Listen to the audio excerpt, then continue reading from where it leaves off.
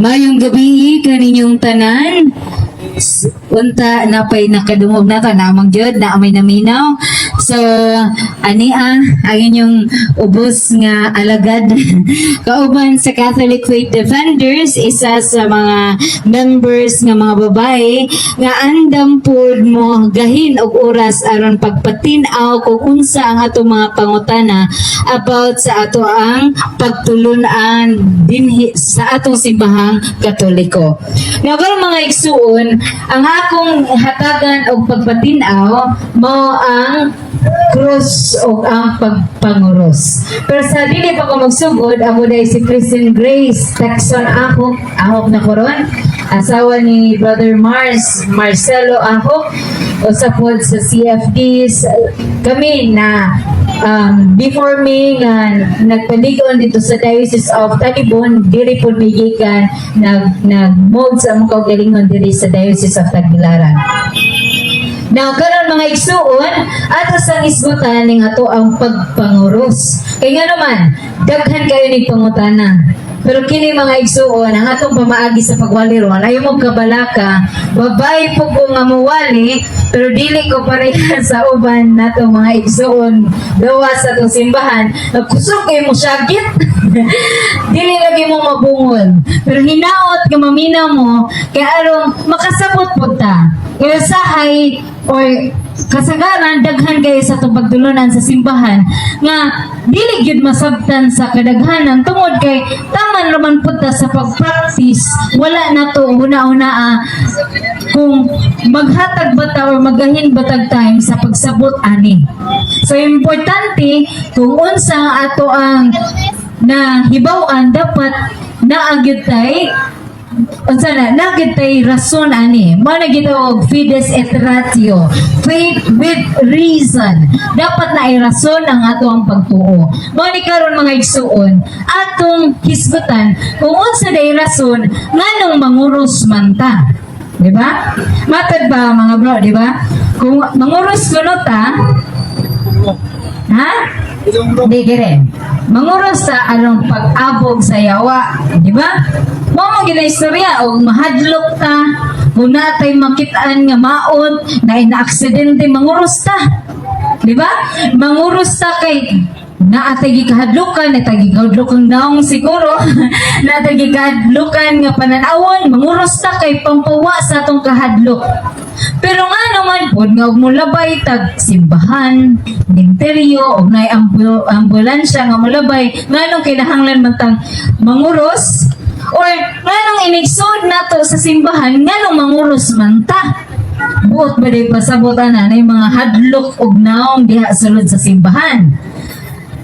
Naapot ay mga igsuon nga diligid mo tuo aning buhatona sa atong gitawag sign of the cross. Kaya nga naman, kini very known gini nga storya sa kadaghanan gikan sa laing tinuohan kining storya na.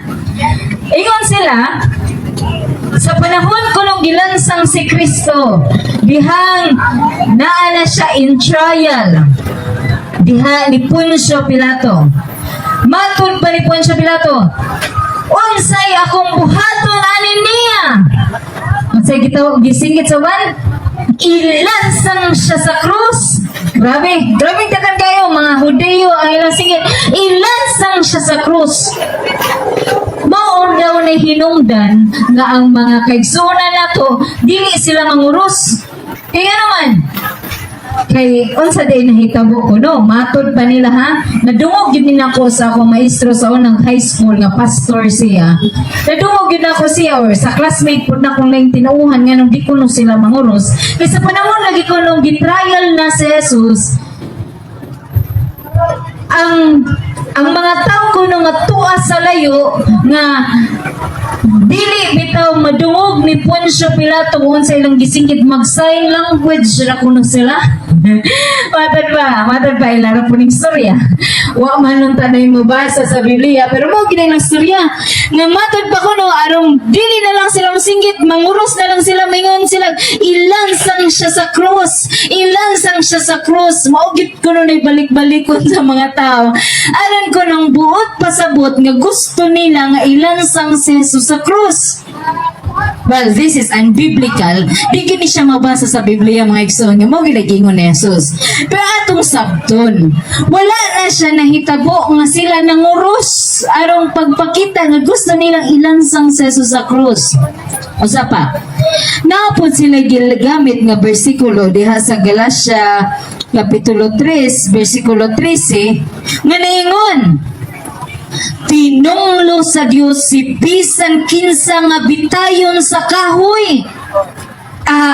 Nganong inyong manampasidunggan ng krus nga diha man namatay si Jesus, gibitay o kanang gibitay na ng krus, tinunglo ka na. Nang saon naman ni nato? Buot mapasabot nga sa matag pagpanguros nato atong gitunglo si Jesus.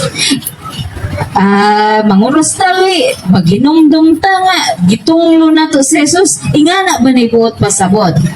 Well, kini, atong hinahinayan o sipak-sipak, uon sa ibuot pasabot dahil ni mga bersikulo ha. O ato pong hisgutan, ni mga bersikulo nga nag-support nga nung kitang mga Katoliko, dako o kadungganan nga kita magpakita subang tao nga kita nanguros. Nga bisan asa tapadong, manguros yun ta. Kay kini pagpakita ang kita Kristiyanos, kita adunay dakong gugma ni Kristo.